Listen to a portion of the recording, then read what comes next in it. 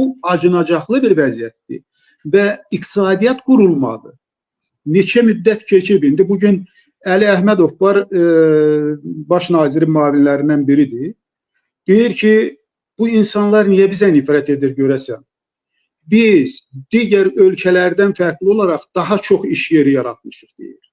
O nəyə görə deyir bunu? Bu son vaxtlar Ramiz Mehdiyev olayı ilə bağlı sosial şəbəkələrdə hökuməti tənqid edirlər, biraz da təhqir edici ifadələrdən istifadə edirlər və o deyir ki, nəvəm oxuyur və dəhşətə gəlirəm deyir, biz nə etmişik?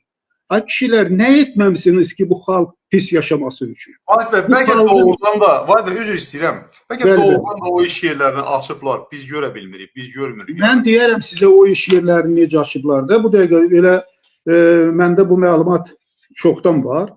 Deməli, indi nümunə üçün deyim. Şəki İpək kombinatında 90-cı ilin əvvəllərində 7.000 nəfər işləyirdi. 7.000 nəfər. İndi 120 nəfər işləyir.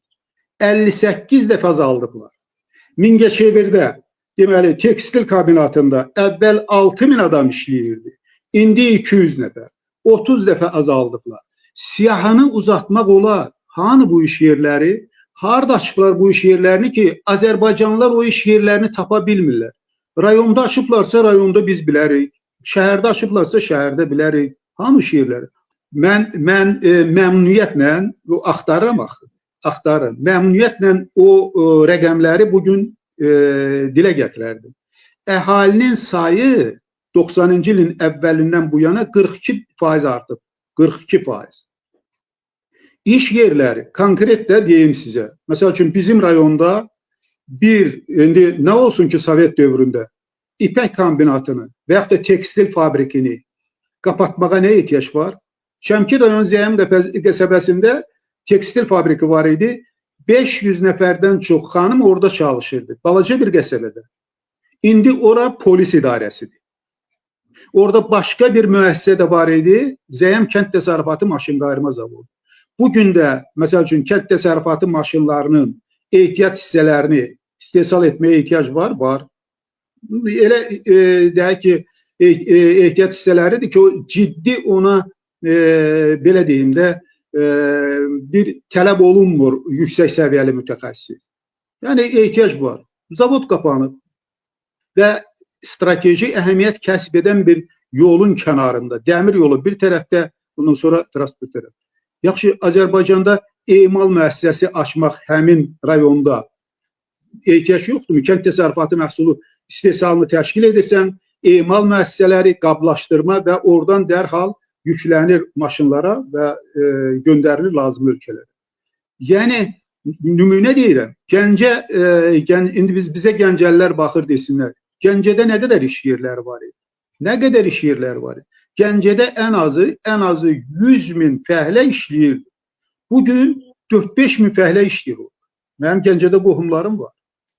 Yəni, bunların ən böyük müəssisəsində 200-300 adam çalışır. Ait kombinatları artıq yoxdur. Burada elə onu deyirlər Vahid bəy. Azərbaycan rayonlarında mal bazarları bağlandı, artıq mal bazarlarına heyvan gətirən var. Bəli. Narkotika, gerayin daşınması dayandı. Bütün firmalar narkotika deposudur. Ondan sonra mən sizə bir şey də deyim, bilmirəm, məlumatınız var yoxsa yox.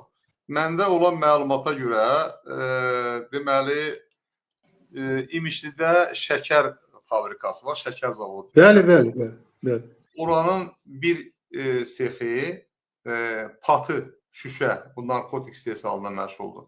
Mən buradan deyirəm, geçsinlər, istəmirlər yoxlasa, əgər ora girə bilirlərsə, orada girə bilmirlər. Niyə girə bilmirlər Vahid bəy? Çünki deyirlər ki, bu Mehriban Əliyevanındır, şəkər zavodu. Amma ki, o birisi də Teksun, Etsundur, nə idi onlara bağlıdır. Azərsunun. Belə bir maraqlı məsələ də var. Biz hökumətə deyirik ki, sizin indiyə kimi qəbul etdiyiniz bütün proqramlar, bütün layihələr reallaşmıyor.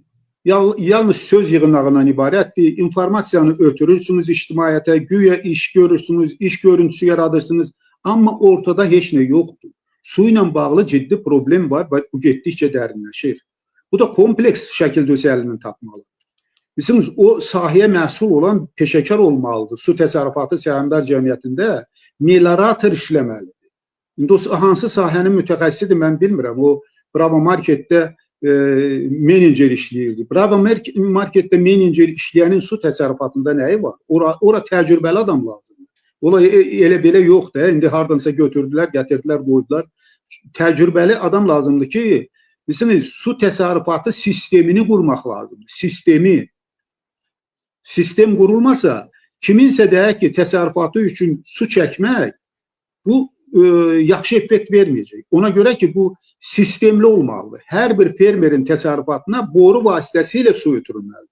Bu yaxında siz bir dənə deməli, o kimsə çəkmişdi, sizin fəallardan biri, bir deməli kanalda su axınını mən müşahidə elədim o çəkilişdə.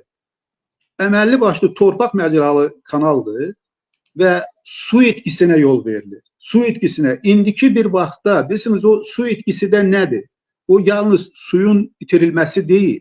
Həm də o su gedir, digər sahələrdə problem yaradır. Torpağın altından sızır, o arxlar ki var, o kanallar, köhnəlmiş kanaldır artıq.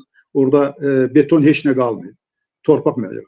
Yəni o gedir, digər sahədə, aşağı hissədə olan sahədə bizdə də relyef elədir də, Azərbaycanın relyefi elədir ki, bir yanda Böyük Qafqaz dağları, digər tərəfdə Kiçik Qafqaz dağları və biz ortada yerləşirik. Bir hissədə torpaq yüksəklikdədir, digər hissədə aşağıda. O yüksəkdə əgər arx gedirsə, yuxarıdan aşağı torpaq məcralıdır, o gedib aşağıda deməli qurunt suyunu qaldırır. Qurunt suyunda əksəriyyəti bizdə artıq o zərərli duzlar var onun tərkibində, bitki üçün zərərli. Toksik duzlar var. Bu toksik duzlar qalxır, deməli, torpağın üst hissəsinə və nəyə görə Azərbaycanda get-gedə şoran torpaqların əraziləri artır? Buna görə.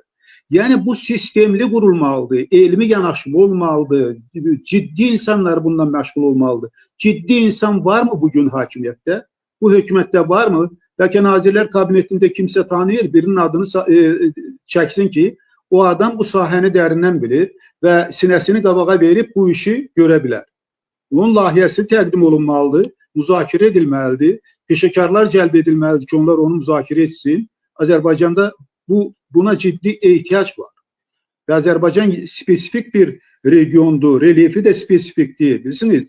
İndi dağətəyi rayonlarda o böyük gölləri yaratmaq olar. Amma elə yerdə ki, o sonradan digər rayonlara, aşağı deyək ki, yerdə yerləşmiş rayonlara ciddi ziyan vurmasın, kəndlərə ziyan vurmasın.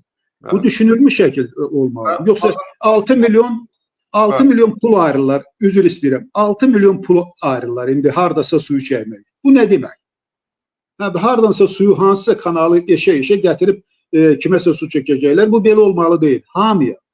Bir yandan başlayırlar, bir yandan yox. Məsəl üçün, hər rayonda bu kompleks şəkildə olmalıdır. Bir-birindən o göllər, sular əlaqəli olmalıdır. Borular vasitəsilə əlaqəsi olmalıdır ki, hamının, hər bir təsərrüfatın suya olan ehtiyacı ödənilsin. Özdə kəndli fermer bir düyməni basmaqla o suya olan ehtiyacını ödəməlidir.